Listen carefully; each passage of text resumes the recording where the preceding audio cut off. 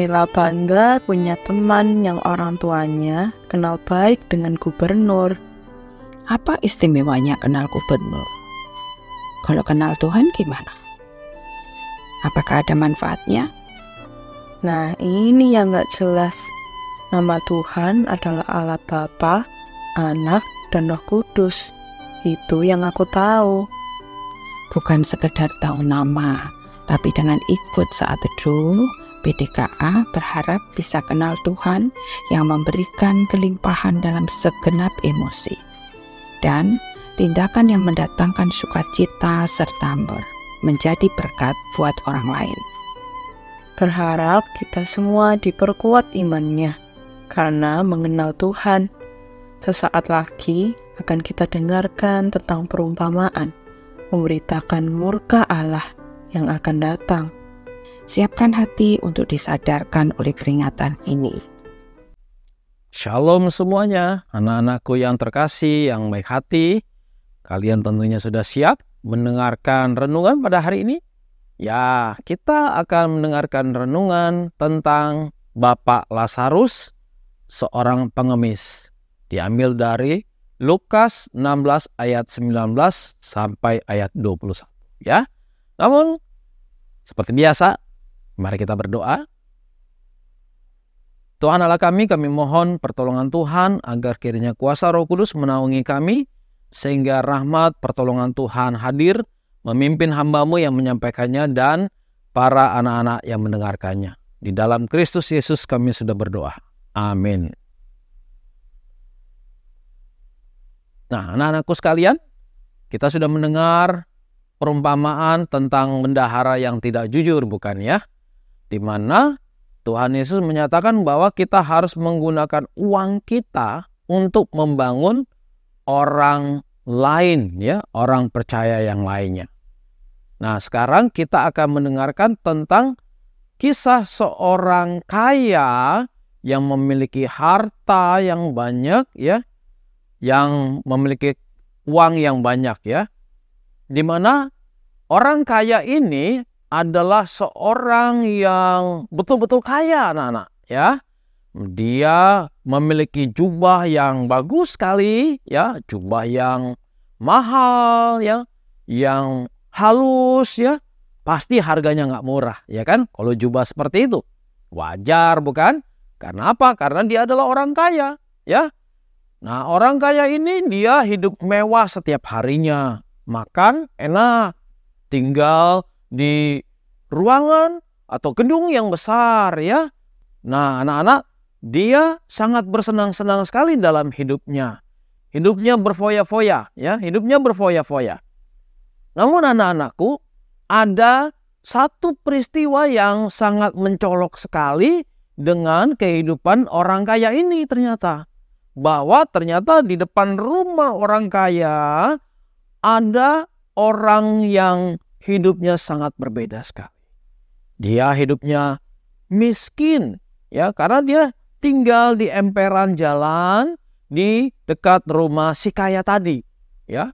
Namun kehidupan yang miskin itu membuat dia tidak punya tempat tinggal tentunya, dan pakaian yang dipakainya pun lusuh, ya, kumuh, kotor, bahkan bau, dan badannya di sekujur badannya ini ada borok-borok, ya, bekas-bekas luka, sehingga ketika dia berbaring, dia istirahat, ada anjing-anjing liar yang suka datang menghampirinya lalu menjilati, ya, luka-lukanya itu, borok-boroknya itu, ya. Kasihan bukan, ya? Kasihan sekali hidup orang miskin ini. Nah, dari dua orang ini kita bisa melihat bahwa ada orang yang begitu kaya raya, punya uang, punya segala-galanya, hidupnya enak. Tetapi ada juga orang yang sangat susah, sangat miskin, dan hidupnya tidak pernah senang, tidak pernah merasakan hal-hal yang enak, yang bagus. Kontras sekali, bukan? Ya, kalau begitu siapa yang salah? Apakah takdir mereka harus kita salahkan, anak-anak? atau Allah yang kita salahkan? Nah, kita tidak bisa menyalahkan siapapun juga dan bukan salah Allah juga, bukan ya? Anak-anakku, tahukah kalian siapa nama kedua orang tadi? Ya, benar. Yang bisa menebak bagus sekali. Yang miskin dikatakan di dalam Alkitab, orang itu bernama Lazarus. Tetapi si kaya ini tidak disebutkan siapa namanya, hanya disebutkan bahwa yang miskin itu bernama Lazarus, ya. Walaupun kehidupannya miskin, ternyata Lazarus itu lebih bahagia loh ya. Kenapa Bapak katakan lebih bahagia? Karena ternyata dia memiliki iman kepada Allah, ya. Jadi walaupun dia dalam keadaan yang menderita, susah, hatinya sejahtera, hatinya damai, hatinya tetap bersuka cita. Ya, mungkin saja dia suka menyanyi memuji Tuhan karena dia percaya kepada Allah yang hidup, Allah yang memelihara hidupnya. Ia beriman kepada Allah, ya, sehingga dia memiliki jaminan keselamatan, ya. Ada kegembiraan, ada sukacita karena dia sudah memperoleh jaminan keselamatan. Meskipun secara harta Lazarus ini ternyata tidak melimpah, hidup berkekurangan, tetapi hatinya penuh damai. Secara fisik walaupun dia ada borok, sakit, tapi secara rohani ia berkelimpahan, ya. Dia tidak sakit secara rohani. Fisiknya saja yang sakit, tetapi rohaninya begitu sehat, begitu indah, berkelimpahan karena dia rajin berdoa kepada Allah, dia sungguh-sungguh percaya kepada Allah. Nah, anak-anak, bagi kalian yang kehidupannya mungkin selama ini kalian protes kepada Tuhan. Tuhan, kenapa aku tidak lahir di keluarga yang kaya? Kenapa aku lahir di keluarga yang seperti ini? Nah, ini bisa menjadi pelajaran bagi kalian. Bahwa sekalipun kalian hidup di keluarga yang pas-pasan bahkan berkekurangan, jangan pernah sedih. Jangan pernah mengeluh. Apalagi jangan pernah menyalahkan Tuhan, ya. Karena apa? Tuhan mengasihi kalian. Ya, Tuhan menyayangi kalian. Kalau kalian sudah di dalam Tuhan, percaya kepada Tuhan, Tuhan Yesus sebagai juru selamat pribadimu, maka damai sejahtera Allah yang ada di dalam dirimu diberikan melalui Yesus Kristus, itu akan memberikan sukacita bagi kalian. Amin. Ya, kita harus mengamini.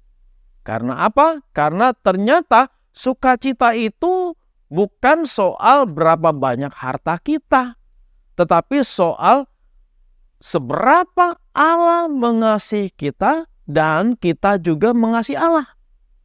Kita memiliki jaminan keselamatan. Seperti cerita perumpamaan mengenai Lazarus ini. Kemiskinan tidak membuat dia menjauhi Allah, malah makin mendekatkan diri kepada Allah. Sangat berbeda sekali dengan orang yang kaya tersebut. Orang kaya tersebut, dia hidup enak, dia hidup berkelimpahan, dia hidup mewah. Tapi kehidupan yang berkelimpahan, yang mewah itu membuat dia jadi lupa untuk selalu berdoa kepada Tuhan. Kadang-kadang orang kalau punya uang, kalau punya harta, hidup mewah, jadi lupa sama Tuhan. Lupa berdoa, lupa baca Alkitab, lupa untuk ke gereja. Nah, ini bisa terjadi pada siapa saja. Nah, Bapak harap kalian jangan sampai lupa kepada Tuhan.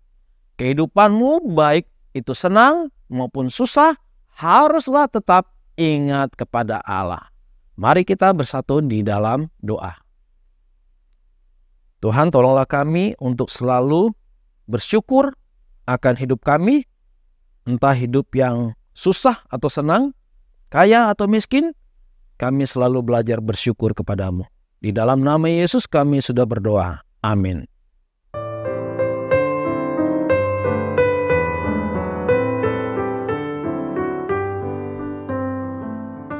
kita bersyukur karena Yesus mengingatkan bahwa kemakmuran bukanlah tanda orang itu baik dan menjadi kesukaan surga. Melalui perumpamaan ini, umat Tuhan disiapkan untuk menerima kemiskinan dan mengalami penderitaan. Mah, kenapa teman Kayla mengatakan kalau ikut Tuhan Yesus pasti kaya dan sehat? Kayla, apabila ada orang yang memiliki kelebihan bertemu dengan orang miskin, maka yang berkelebihan harus membantu orang agar dapat hidup bersama dengan sukacita. Oh iya, Kayla ingat ada nasihat Tuhan Yesus yang menuntut setiap orang harus mengasihi Tuhan dan sesama seperti dirinya sendiri. Dengan demikian, tidak mungkin ada orang yang bahagia tanpa berbagi. Benar sekali. Itu sumber sukacita kita, yaitu menjalankan perintah Tuhan yang menyehatkan tubuh dan jiwa kita. Puji Tuhan. Besok sampai Lukas 16 ayat 22 sampai 26.